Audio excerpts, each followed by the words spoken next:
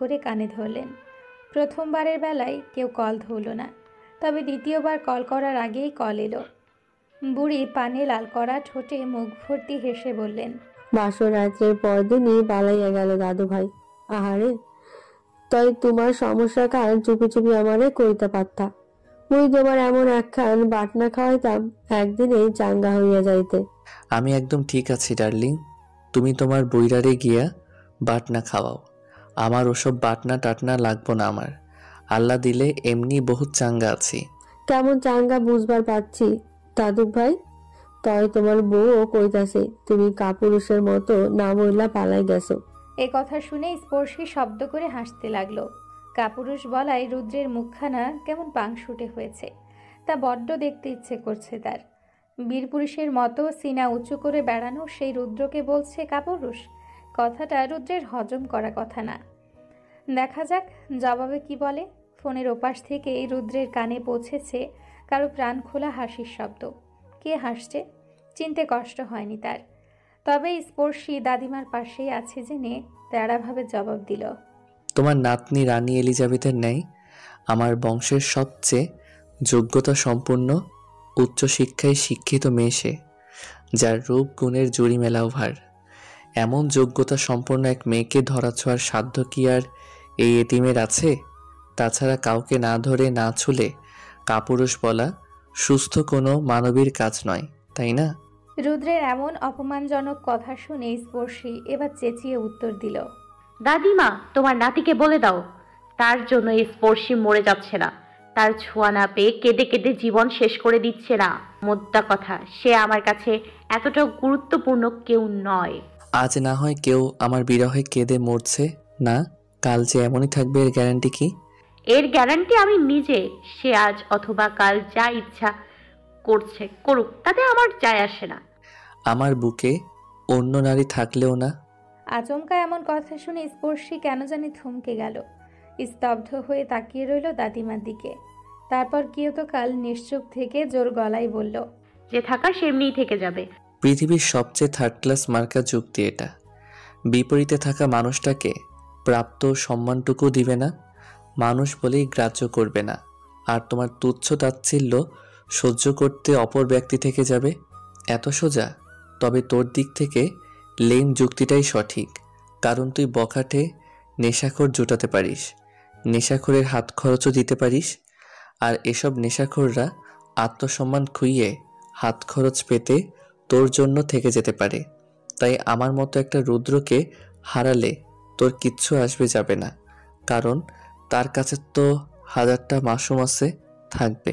এ কথা বলে রুদ্র কল কেটে দিল। আর তার গা জ্বালানো কথাগুলো শুনে স্পর্শী রাগে দুঃখে কেঁদেই দিল। মাসুম যে এত খারাপ সে কিভাবে জানবে? আর তাদের পরিচয় মাত্র 7 দিনের। এই 7 দিনে কিভাবে বুঝবে সে? আর এখানে আরেকটা ভুল বুঝেছে সকলে। সে মাসুমের সঙ্গে পালিয়ে যাচ্ছিল না, বরং মাসুমের জোরাজুরিতে স্কুল ফাঁকি দিয়ে ঘুরতে গিয়েছিল। প্রেম করলে নাকি মাঝে মাঝে স্কুল ফাঁকি দিতে হয়। লুকোচুরি প্রেমে নাকি অনেক মজা। এসব কিছুর সঙ্গে নতুনভাবে পরিচিত হচ্ছে সে। তাছাড়া মানুষ ঠকেই তো শিখে, অথচ তাকে ভুল শুধরানোর সুযোগই দিচ্ছে না কেউ। মাসুমের সঙ্গে ব্রেকআপ হওয়ার ঘণ্টাখানেক পরে রুদ্রের সঙ্গে বিয়ে দিয়ে দিল। একবারও কেউ বোঝার চেষ্টা করলো না তার মনের ওপর দিয়ে কি যাচ্ছে। যতই 7 দিনের প্রেম হোক, মায়া বলে তো কিছু আছে নাকি? আর এসবের চাপের আগের বর্ষে রুদ্রকে ছোট বড় অনেক কথা বলে ফেলেছে, যেসব বলা মোটেও উচিত হয়নি তার। বলার পরে উপলব্ধি করেছে সে ভুল করেছে। মূলত রুদ্র বিয়ে না করার হেতু হিসেবে দাঁড় করাতে চেয়েছিল এই ব্যাপারটা, কিন্তু কাজের কাজ কিছু তো হলোই না, বরং বড় বাবা আর বড় মাকে কষ্ট দিল। এখন তাদের সামনে যেতেও লজ্জা লাগছে, আর না মাপ চাওয়ার মুখ আছে তার। এখন সেদিনের রেশ ধরে রুদ্র তাকে অপমান করছে, গাজালানো কথা বলছে। এখন এটা করা কি উচিত হচ্ছে? এসব তিক্ত কথা শুনে তার কি খারাপ লাগছে না? সে কি কষ্ট পাচ্ছে না? পাচ্ছে তো, খুব কষ্ট পাচ্ছে সে। সেদিনের পর বাবা মাও তেমনভাবে কথা বলে না। যে কিছু জিজ্ঞাসা করলে বলে, নয়তো চুপ করে তার মুখ পানে তাকিয়ে থাকে। এত কিছু হবে জানলে মাসুমের সঙ্গে দেখা তো দূর, কখনো কথাও বলতো না। এখনও নিজের কাছে নিজেকে ছোট্ট লাগছে, মনে মনে অপরাধ বোধ কাজ করছে। একা একা এসব ভেবে সে বালিশে মুখ গুজে কাঁদতে লাগলো। আর তাদের দুজনের কথোপকথন শুনে দাদিমা দীর্ঘশ্বাস ফেলে স্পর্শীর দিকে তাকিয়ে রইল। দুজনেই জেদি, এদের নিয়ে কি যে করবেন ভেবে পাচ্ছেন না তিনি। আজ বৃহস্পতিবার, ঘড়িতে রাত 9:07। হসপিটালের ওটির সামনে সদ্য এক ফুটফুটে বাচ্চা কোলে নিয়ে হাউমাউ করে কাঁদছে এক দম্পতি। বাচ্চাটাও ভূমিষ্ঠ হওয়ার পর থেকে কান্না করেই যাচ্ছে একাধারে। ধীরে ধীরে তার কান্নার গতি কমার পরিবর্তে বেড়েই যাচ্ছে। কান্না চোটে মুখটা লাল টকটক করছে, যেন স্পর্শ করলেই রক্ত ঝরবে। বাচ্চাটার এমন কান্না দেখে ওই দম্পতি দিশেহারা হয়ে গেল। কোনোভাবেই বাচ্চার কান্না থামছে না দেখে তারা শরণাপন্ন হলো ডাক্তারের চেম্বারে। ডাক্তার চেক আপ করে তেমন সমস্যা পেল না, তবে একটা দুধের নাম লিখে দিলেন, সঙ্গে বুঝিয়ে দিলেন কিভাবে খাওয়াবে। তারপর হসপিটালে থাকাকালীন দুধ কিনে বাচ্চাটাকে খাইয়েও দেওয়া হলো। পেটের ক্ষুধা মিটতেই ঘুমে তলিয়ে গেল বাচ্চাটি। নয়তো এতক্ষণ চেঁচিয়ে তাদের অন্তরাত্মা শুকিয়ে দিয়েছিল, কিন্তু এখন নিশ্চিন্তে ঘুমাতে দেখে বাচ্চার মুখের দিকে তাকিয়ে চলো চলো চোখে তাকিয়ে হেসে ফেলল সেই দম্পতি এবং বাচ্চাটির ছোট ছোট হাত স্পর্শ করে কপালে চুমু এঁকে নাম ঠিক করলেন স্পর্শী। কিন্তু তখনই কে বা কারা যেন এসে স্পর্শীকে টানা হেঁচড়া করতে লাগলো। ওনাদের কোল থেকে কেড়ে স্পর্শীকে নিয়ে দৌড়ে চলে গেল বিপরীত পথে। সে পথে শুধু আধার আর আধার। আধারের ভিড়ে কাউকেই দেখা গেল না, আর না পেলেন স্পর্শীর কান্নার আওয়াজ। স্বপ্নে এইটুকু দেখে মরিয়ম বেগমের ঘুম ভেঙে গেল। হাতড়ে খুঁজে বেড়ালেন ছোট্ট স্পর্শীকে, কিন্তু স্পর্শী কই। বিছানায় স্পর্শীকে না দেখে উনি চট করে উঠে ছুটলেন পাশের রুমে। উন্মাদের মতো দৌড়ানোর কারণে শাড়ির আঁচলটা লুটিয়ে পড়ল টাইলসের মেঝেতে। চোখ দিয়ে ঝরছে অশ্রুধারা। কান্নার চোটে ওনার শ্বাসকষ্ট হচ্ছে, তবুও ওনার হুঁশ নেই। ওনার মাথায় শুধু একটা কথাই ঘুরছে, কে বা কারা স্পর্শীকে নিতে এসেছে। স্পর্শী ওনার দিকে হাত বাড়িয়ে চিৎকার করে কেঁদে বলছে, আমি শুধু তোমার মেয়ে মা, আমাকে তোমার সঙ্গেই রাখো মা, আমাকে যেতে দিও না, বাঁচাও আমাকে। স্পর্শী রুমের দরজা সর্বদা হালকা করে ভেজানোই থাকে, কারণ স্পর্শী রাতে একা থাকতে ভয় করে। মাঝে মাঝে মা মা করে ডাকতে ডাকতে ঘুমের ঘোরে হাঁটা ধরে। 4 দিন হলো মেয়েটার সঙ্গে কথা বলেনি উনি। কথা না বলার মুখ্য কারণ রুদ্রকে সকলের সামনে অপমান করা। রুদ্রকেও খুব ভালোবাসেন তিনি, এর বিশেষ এক কারণ আছে বটে। সেই কারণবশত রুদ্র ওনার কলিজার টুকরো। সে কলিজাকে স্পর্শী কষ্ট দিয়েছে, অন্যায়ভাবে কটু কথা বলেছে। এটা উনি মানতে পারেনি, এজন্য রাগের বশেই স্পর্শীকে খাইয়ে দেননি, চুল বেঁধে দেয়নি। মেয়েটা কতবার যে পেছনে ঘুরে মা মা করে ডেকেছে তাও সাড়া দেননি। এসব কথা ভেবে উনি ব্যাকুল হয়ে কাঁদতে লাগলো। তারপর ধীর পায়ে স্পর্শীর খুব কাছে গিয়ে মেয়েটাকে শক্ত করে বুকে জড়িয়ে নিলেন আর বিড়বিড় করতে করতে বললেন, আমি তোর মা আর তুই আমার কলিজা। রুদ্র আমাকে ওয়াদা করেছে, কেউ নাকি তোকে আমার থেকে কেড়ে নিতে পারবে না, কেউ না, কখনো না। রুদ্র আছে না, রুদ্র, সে আর আমি কাউকে কাটতেই দিব না। আমরা আছি না, আমরা তোকে খুব ভালোবাসবো, এভাবে শক্ত করে বুকের মধ্যে আগলে রাখবো। এ কথা বলতে বলতে ওনার শ্বাসরোধ হয়ে আসতে লাগলো। জোরে জোরে নিঃশ্বাস নেওয়ার কারণে স্পর্শীর ঘুমটা ভেঙে সজাগ হলো। মাকে জোরে শ্বাস নিতে দেখে ব্যাকুল হয়ে মা মা করে ডেকে নিজেকে ছাড়িয়ে দৌড়ে গেল মায়ের রুমে। তারপর ড্রেসিং টেবিলের ছোট্ট ড্রয়ার থেকে ইনহেলার নিয়ে সেটা পুরে দিল মায়ের মুখে। 2 থেকে 3 বার ইনহেলার পুশ করতেই ধীরে ধীরে মরিয়ম বেগমের নিঃশ্বাস স্বাভাবিক হতে লাগলো। তারপর স্পর্শী নিজে না কোনো কথা বলল আর না মাকে বলতে দিল, শুধু শক্ত করে মাকে জড়িয়ে বিড়বিড় করে, তুমি আছো বলেই আমার পৃথিবী এত সুন্দর। এ কথা বলে নীরবে অশ্রু ঝরাতে ঝরাতে ঘুমে তলিয়ে গেল। স্পর্শী নিঃশ্বাস ভারী হতে দেখে মরিয়ম বেগম ধীরে ধীরে চোখ খুলে তাকালেন আর ভাবতে লাগলো স্পর্শী ছোটবেলার একটা ঘটনার কথা। তখন শীতকাল, প্রচণ্ড শীতও পড়েছিল সেবার। শীতের দিনে স্পর্শীকে রোদে বসিয়ে উনি রুমে এসেছিলেন ফিডার নিতে। গোসলের পরপর খাবার না দিলে কেঁদে কেটে একাকার করে মেয়েটা। এক কথায় ছোট থেকেই তার পেট ভরা থাকলেই তার পৃথিবী রঙিন। সামান্য ক্ষুধাও সহ্য করতে পারে না সে। এক হাতে ফিডার আর অন্য হাতে একটা আপেল নিয়ে আসার পথে শুনতে পান স্পর্শীর কান্নার আওয়াজ। কান্না শুনে উনি দৌড়ে গিয়ে দেখেন পড়ে গিয়ে মুখ কেটে গলগল করে রক্ত বের হচ্ছে মেয়েটার। তার কান্না শুনে ততক্ষণে সবাই ছুটে এসছে। উনি মেয়েকে বুকে জড়িয়ে কান্না থামানোর চেষ্টা করছেন, কিন্তু মুখ থেকে রক্ত পড়া বন্ধ হচ্ছে না। বড় মা আর উপায় না পেয়ে স্পর্শীর মুখে সরিষার তেল ঘষে দিলেন। রক্ত পড়া কমে গেল, কিন্তু ক্ষত স্থানে সরিষার তেল দেওয়াতে জ্বলতে শুরু করলো। ছোট্ট স্পর্শী ছটফট করে কাঁদতে লাগলো অনেক সময়। কেউ ওকে কোলে নিতে চাইলেও গেল না।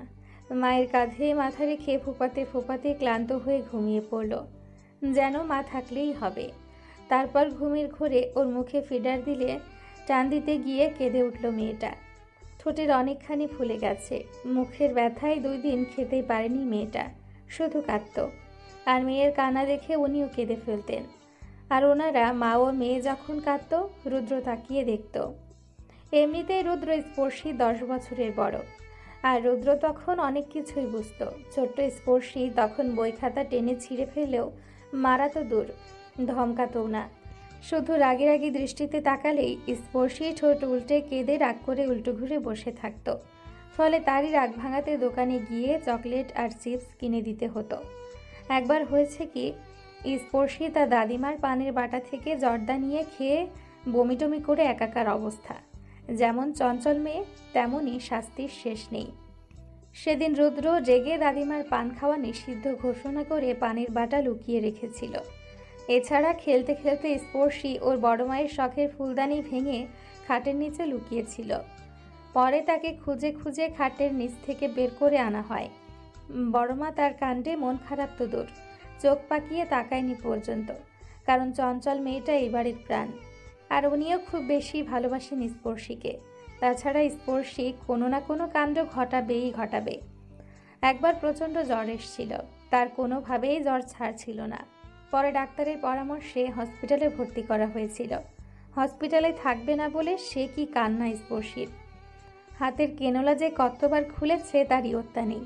আবার যখন কেনোলা লাগাতো তখন খুব কাঁদত। মেয়ের সঙ্গে উনিও কেঁদে বুক ভাসাতেন। তারপর 3 দিন হসপিটালে থেকে বাসায় ফিরলেন ওনারা। ধীরে ধীরে স্পর্শী সুস্থ হতে লাগলো, সঙ্গে তার দুষ্টুমিও ফিরে এলো। বাসাটাও মেতে উঠল তার দুরন্তপনায়। স্পর্শী যখন 4 বছর বয়স, একদিন দাদিমার বড় বোন বেড়াতে এলেন। উনি কয়েকদিন থেকে স্পর্শী দুরন্তপনা দেখে খাওয়ার টেবিলে বললেন, ও মরিয়ম, তুমি দেখি মাইয়া নিয়াই পইরা থাও সারাক্ষণ। আগে চাকরি কর্তা, মাইয়া আসার পর নাকি চাকরি ছাইড়া দিছ। এত মাইয়া মাইয়া করলে চলবো নি বাসা? নিজের ভবিষ্যৎ নিয়েও তো ভাবতে হইব। মাইয়া বড় হইব, তার বিয়া দিতে হইব, তখন তো মাইয়া তোমার কাছে থাকবার পারবো না। তখন কি করবা? বয়স হইলে শরীরের ক্ষয় হয়, চোখের জ্যোতি কমে, তখন চিন্তা ভাবনা কইরা আখেরে গুছাইয়া না রাখলে হইব? শূন্য হাতে থাকলে শেষ বয়সেও কাছে বসার মানুষ পাইবা না। এ কথা শুনে মরিয়ম বেগম থম মেরে বসে রইলেন। আসলেই তো, স্পর্শী বড় হচ্ছে, তারও বিয়ে দিতে হবে। পরের ঘরে চলে যাবে মেয়েটা, তখন চাইলেও মেয়েকে কাছে রাখতে পারবেন না। সেই মুহূর্ত থেকে উনি এসব কথাই ভাবতে লাগলেন। সব সময় এসব চিন্তায় ওনার মস্তিষ্কে ঘুরপাক খেতে থাকলো। উনি এসব ভাবতেন আর মনমরা হয়ে কেঁদে কেটে চোখ মুখ ফুলিয়ে ফেলতেন। কয়েকদিন ব্যাপারটা লক্ষ্য করে একদিন রুদ্র সকলের সামনে জিজ্ঞাসা করল, মেজো মা, কিছু হয়েছে তোমার? কয়েকদিন ধরে দেখছিস তুমি লুকিয়ে লুকিয়ে কাঁদছ। স্পর্শী তো সুস্থ আছে, তাহলে কাঁদছ কেন? রুদ্রের মুখে এই কথা উনি অপ্রস্তুত হয়ে গেলেন। এই ব্যাপারটা বাকিরাও খেয়াল করেছে, তাই সমস্যা খুলে বলতে জেকে ধরলেন। উনি বাধ্য হয়ে কেঁদে কেঁদেই বললেন ওনার মনের ভাবনা। ভবিষ্যতের কথা ভেবে কাঁদতে দেখে সকলে হাসলেন। সাধ্যমতো বোঝালেন মেয়েদের জন্মই অন্যের ঘর আলোকিত করার জন্য। আজ অথবা কাল স্পর্শীও অন্যের ঘরের বাতি হবে, তার নিজের একটা সংসার হবে, ব্যস্ততা বাড়বে, তখন চাইলেও যখন তখন আসতে পারবে না। যদিও আসে তাও ক্ষণিকের অতিথি হয়ে আসবে। আসলে মেয়েদের জীবনই এমন। বড় মা দাদিমা এমন নানান কথা বলে বুঝিয়েছিলেন ওনাকে। ওনাদের উক্ত কথাগুলো কেন জানি রুদ্রের পছন্দ হলো না। বিয়ের পর ছোট্ট স্পর্শী ক্ষণিকের অতিথি হবে, সে নাকি চাইলে যখন তখন এই বাসায় আসতে পারবে না। কথাটা কেন জানি সে মানতে পারল না, তাই বিরক্তি সুরে বলল, না, আমাদের বাড়ির একমাত্র মেয়ে শুধু আমাদের ঘরেই আলোকিত করবে।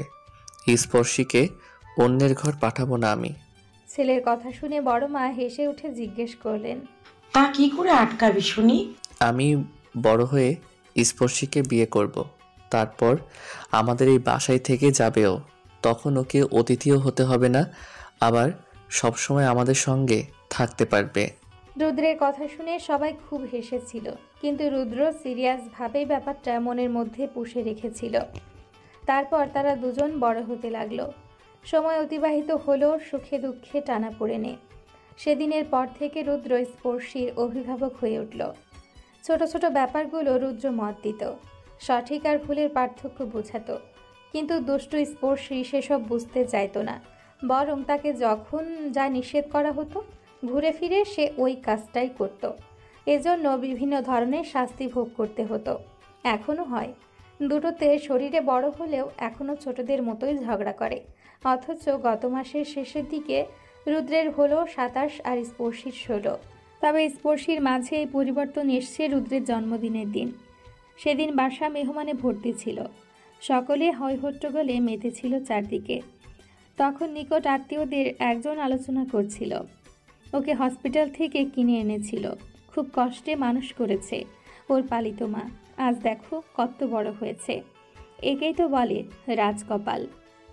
দেখ, ভাগ্যগুণে রাস্তা থেকে একেবারে রাজপ্রাসাদে ঢুকে গেছে। এ কথা শুনে স্পর্শী ছুটে যায় দাদিমার কাছে, কিন্তু মেহমান থাকায় জিজ্ঞাসা করে না কোনো কথা। তারপর রাতে যখন মেহমানরা চলে গেল, তখন সকলের সামনেই কথাটা ওঠালো সে। তখন রুদ্র সেখানে উপস্থিত ছিল না। তখন দাদিমা সত্য লুকিয়ে মিথ্যের আশ্রয় নিয়ে থতমত মুখে বলেন রুদ্র দত্তক নেওয়া সন্তান, তাকে নাকি হসপিটাল থেকে আনা হয়েছে। তবে দত্তক নেওয়া বাচ্চাটি এতিম ছিল না, তার সবাই ছিল, কিন্তু কিছু কারণে তাকে তার পরিবার হসপিটালে ফেলে গিয়েছিল। তারপর তাকে এই বাসায় এনে বড় করা হয়। এই কথা শুনে সে বিশ্বাস করে নেয়, আর রুদ্র বাসায় ফিরলে তাকে আলাদা করে ডেকে জানানো হয় পুরো ঘটনা। সে কথা শুনে রুদ্র জানায় সে নয়, স্পর্শী পালিত সন্তান। এই কথাটা যেন স্পর্শীর কানে কোনোভাবেই না যায়। সে এই কঠিন সত্য সহ্য করতে পারবে না মেয়েটা। স্পর্শীর সত্য লুকাতে রুদ্র নিজের গায়ে লাগিয়েছে পালিত সন্তানের তকমা। তবে বড় মা ব্যাপারটা মানতে চাচ্ছিলেন না। পরে বড় বাবা আর রুদ্র বোঝানোর পর মেনে নিয়েছে। পুরনো কথা স্মৃতিচারণ করে উনি দীর্ঘশ্বাস ছাড়লেন। ওনার শূন্য কোল পরিপূর্ণ হয়েছে। আল্লাহর রহমতে অমূল্য সম্পদ পেয়েছেন উনি। এজন্য মেয়ের মুখের দিকে তাকিয়ে কখনো শুকরিয়া করতে কার্পণ্য করে না। এক সপ্তাহ পরের ঘটনা। বিকালবেলা স্পর্শী ড্রয়িং রুমে বসে টিভি দেখছে। টিভিতে চলছে হিন্দি মুভি। ড্রয়িং রুমে আপাতত সে ছাড়া কেউ নেই। তখন পাশে থাকা ফোনের রিং বেজে উঠল। মুখ ভর্তি বার্গার নিয়ে পাশ ফিরে তাকালো সে। ফোনের স্ক্রিনে বড় বড় অক্ষরে রুদ্র, আর ফোনটা তার বড় মায়ের। কল দেওয়া ব্যক্তির নাম দেখে মুখে বিরক্তি ভাব এনে টিভিতে মনোনিবেশ করল, কিন্তু পরপর ফোনটা বাজতে দেখে বিরক্তির মাত্রা বেড়েই গেল। এক পর্যায়ে কলটা রিসিভ করে বাজখাই গলায় বলে উঠল, কল রিসিভ হচ্ছে না মানে বুঝতে হবে ফোনের আশেপাশে কেউ নেই। এই কমন সেন্সটুকু নেই দেখছি। যাই হোক, কে বলছেন, কাকে চান? এই যে কমন সেন্সের ঠেলাগাড়ি, কল রিসিভ করে ভদ্রতা সূচক সালাম দিতে হয় এটা জানেন না? আর কে বলছেন কাকে চান, এ আবার কেমন কথাবার্তা? মানে আগে যতটুকু ভদ্রতা জ্ঞান ছিল সবটুকু গুলিয়ে খেয়ে ফেলেছিস? আর কিছু বলবেন? আম্মুকে বল নাবিলের গাড়িতে আমার সব জিনিসপত্র পাঠিয়ে দিয়েছি, সব যেন দেখে শুনে নামিয়ে নেয়। আর হ্যাঁ, আজ রাতের বাসে সিলেট যাচ্ছি, পরশুদিন বাড়ি ফিরব। জিনিসপত্র পাঠিয়ে দিচ্ছেন কেন সেটাই তো বুঝলাম না। তোকে এত বুঝতে হবে না, যতটুকু বলেছিল ততটুকু গিয়ে বল আম্মুকে। রাখছি এখন। এ কথা বলেই রুদ্র কল কেটে দিল, আর স্পর্শী মুখ ভেঙচি দিয়ে ছুটল বড় মায়ের রুমে। যেতে যেতে মনে মনে ফোন দিয়ে এঁটে নিল। রুদ্রের কথাগুলো বলতে বলতে সুযোগ বুঝে বড় মায়ের হাতের বানানো আচারের বয়ামটা হাপিস করে দিবে। কিন্তু সে হয়তো জানতো না বড় মাও তার জন্য কত বড় এক চমকের ব্যবস্থা করে রেখেছে, যে চমকের কারণে তার হাসিমুখ মলিনতায় ছেয়ে যাবে। আজ রবিবার, রৌদ্রোজ্জ্বল সুন্দর একটা দিন। জানালার দোরগড়ায় তেজি রোদের মেলা। ঘড়ির কাঁটা তখন 9-এর ঘরে। স্পর্শী স্কুল ড্রেস পরে কাঁধে ব্যাগ ঝুলিয়ে বিরক্ত মুখে দাঁড়িয়ে আছে। একজোড়া জুতো খুঁজে পাচ্ছে না, অথচ গত দিনেও জুতাগুলো এখানেই রেখেছিল। এদিকে স্কুলেরও দেরি হয়ে যাচ্ছে। দেরি করে স্কুলে গেলে পেছনে বসতে হয়। স্যাররাও চালাকের চালাক, পেছনে বসলে ঘুরে তাকেই পড়া ধরে, পড়া না পালে অপমান করে। ছেলেদের রুম আলাদা বিধায় সে অপমান তেমন একটা গায়ে লাগে না। সত্যি বলতে গা সওয়া হয়ে গেছে। মোদ্দা কথা, ইংলিশ স্যার বাদে কারো কাছে অপমানিতও হয় না সে। তার যত সমস্যা ইংলিশেই। এসব ভেবে আর দাঁড়িয়ে না থেকে চেঁচিয়ে ওর মাকে ডেকে উঠল। তখন মরিয়ম বেগম চুলা মুছতে মুছতে জবাব দিলেন, ম্যামে না করে খুঁজে দেখ। পাচ্ছি না আমি, তুমি এসে খুঁজে দিয়ে যাও। কতদিন বলি নিজের জিনিস ঠিকঠাক ভাবে গুছিয়ে রাখ। শুনিস আমার কথা? আমিও পারবো না খুঁজে যেতে। তাহলে আমিও স্কুলে যাব না। পিঠে মার পড়ার আগে স্কুলের দিকে হাঁটা ধর। এ কথা শুনে স্পর্শী কথা না বাড়িয়ে রুমের দিকে চলে গেল। এর মিনিট দুয়েক পরপরই দৌড়ে ড্রয়িং রুম পেরিয়ে বেরিয়ে গেল। তারপর আর কোনো কথাবার্তা সারা শব্দ শোনা গেল না। সকালে নাস্তা করেছে, টিফিনের টাকাও নিয়েছে, তাহলে স্কুলে গেল ভেবে মরিয়ম বেগম নিজের কাজে মন দিলেন। রান্নাঘরের মেঝেতে বসে বড় মা পটলের খোসা ছাড়াচ্ছেন। পাশে 2 আটি লাল শাক আর একটা লাউ রাখা। 2 কেজি আলু গড়াগড়ি খাচ্ছে মেঝের এক কোণে। অন্য এক পাতিলে তাজা কই মাছগুলো খলবল করে লাফাচ্ছে। কই মাছ ভাজা ভীষণ পছন্দ স্পর্শীর। মেয়ের পছন্দ জানেন বলেই বাজারে দেখা মাত্রই কিনেছেন। তবে শুধু মেয়ের জন্যই নয়, এনেছেন সবার জন্যই। বড় মা এক মনে দুপুরে যা রান্না হবে সেগুলোই কেটে কুটে রাখছেন, যাতে রান্নার সময় তাড়াহুড়ো না লাগে। রান্নাঘরে 2 যা যে যার কাজে ব্যস্ত। এমনিতেই উনি খুব কম কথা বলেন, এক কথায় স্বল্পভাষী। উনি স্বল্পভাষী বলে প্রথম সাক্ষাতে অনেকেই অহংকারী মনে করেন, অথচ কাছ থেকে দেখলে মিশলে বোঝা যায় উনি কতটা স্বচ্ছ মনের। এছাড়া উনি বিশেষ এক গুণে গুণান্বিতও বটে। বিশেষ গুণটি হচ্ছে উনি অতি খুশিতে ডগমগ হন না, আবার অতি শোকে ভেঙে পড়েন না। সব সময় স্বাভাবিক নিশ্চল। সকল পরিস্থিতিতে মাথা ঠান্ডা রাখার ক্ষমতা ওনার আছে। যেমন সেদিনের ঘটনা। সেদিন উনি চাইলে রুদ্র আর স্পর্শীর বিয়েতে আপত্তি করতে পারতেন। রুদ্রকে এতিম বলা স্পর্শীকে এক থাপ্পড় মারতে পারতেন, কিন্তু এর কোনোটাই উনি করেননি। বরং পরের দিন রুদ্রকে বলেছিলেন, সে ছোট, রাগের বশে এসব বলে ফেলেছে, কিন্তু তুমি তো ছোট নও। এসব কথা রেস ধরে রাগ পুষে রেখো না। রাগ কখনো ভালো কিছু বয়ে আনে না, বরং ধ্বংস করে। ওনার কথা শুনে আপনা আপনি ওনার প্রতি সম্মানটা আরও বেড়ে গেছে। আর সম্মান এমন জিনিস, না চেয়ে নেওয়া যায় আর না কেড়ে নেওয়া যায়, নিজ গুণেই সম্মানের যোগ্য হয়। সেদিনের কথা স্মৃতিচারণ করে মরিয়ম বেগম জায়ের দিকে একবার তাকিয়ে গলা পরিষ্কার করে বললেন, স্পর্শ কথা শুনে কষ্ট পেও না ভাবি। জানোই তো ভেবেচিন্তে কথা বলে না সে। রুদ্রকে কথাগুলো রাগের বশেই বলেছে। হঠাৎ এই কথা কেন? তোমার মুখটা খুব শুকনো লাগছে আজ। কোমরের ব্যথাটা বেড়েছে, তাই হয়তো। আর শোন, কয়েকটা কথা বলার ছিল। স্পর্শী তোর মেয়ে হলেও সে এখন আমার ছেলের বউ। আমারও অধিকার আছে তার ব্যাপারে সিদ্ধান্ত নেওয়ার। তাই আমি একটা সিদ্ধান্ত নিয়েছি। কি সিদ্ধান্ত? তোর ভাইয়া একটু পরেই চট্টগ্রামের উদ্দেশ্যে বের হবে। আমি চাচ্ছি স্পর্শীও সঙ্গে যাক। তুই স্পর্শীর বেগ গুছিয়ে দে, 2-3 দিন থাকার মতো জামা কাপড় দিস। কিন্তু স্পর্শী তো স্কুলে চলে গেছে। না, যায়নি। জুতো খুঁজে না পেয়ে ড্রেস বদলে ছাদে গেছে। হয়তো কবুতরকে খাবার দিচ্ছে। আমি দেখেও বলিনি, কারণ আমি চাই স্পর্শী যাক। ওরা যত দূরে দূরে থাকবে তত দূরত্ব বাড়বে। কিন্তু স্পর্শী যে বলল রুদ্র নাকি জিনিসপত্র কার গাড়িতে পাঠিয়ে দিচ্ছে, সেও নাকি কোথাও যাচ্ছে। আমি নিষেধ করেছি রুদ্রকে। ও আচ্ছা। শোন মরিয়ম, ছোটরা যখন ভুল করে তখন তাদের সুন্দর করে বোঝানোর দায়িত্ব বড়দের ঘাড়েই পড়ে।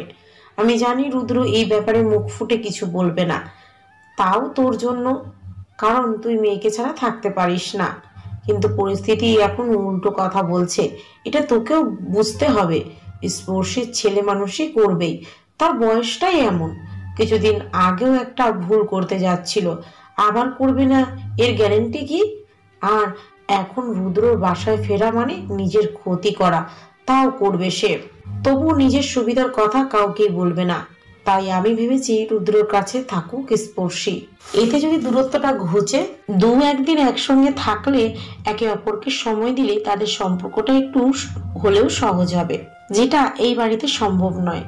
কেন সম্ভব নয় জানিস? কারণ তারা এই বাসারই ছেলে মেয়ে। একটু কিছু হলে স্পর্শী আমাদের নালিশ করবে, কান্নাকাটি করবে, রাগের বশে রুমও আলাদা করে ফেলবে, যেটা হবে সংসার ভাঙার অন্যতম কারণ। যদি পূর্বে তাদের সম্পর্ক থাকতো তাহলে চিন্তা থাকতো না, কিন্তু হঠাৎই বিয়ে হওয়াতে ওরাও অস্বস্তিতে পড়ছে বা পড়বে। যেখানে চাচাতো ভাই বোন ছিল তারা সব মানিয়ে নিতে একটু সময় দরকার। এখন তাদের সম্পর্ক জোড়া লাগাতে আমাদের উচিত ওদের কাছাকাছি থাকার সুযোগ করে দেওয়া। আমি কি বলছি তা বুঝতে পারছিস?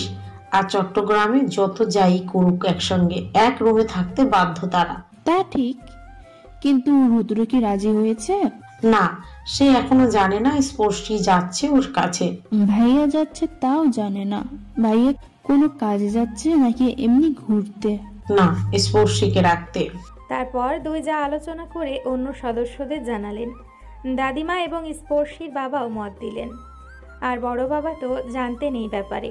ওনার সঙ্গে আলোচনা করে বড় মায়ের সিদ্ধান্ত নিয়েছেন। ওনাদের আলোচনা শেষ হতে স্পর্শী প্রবেশ করল। মুখ ভর্তি হাসি নিয়ে কিছু বলার আগেই ওর মা অবাক হয়ে বলল, কি রে, তুই স্কুলে যাসনি?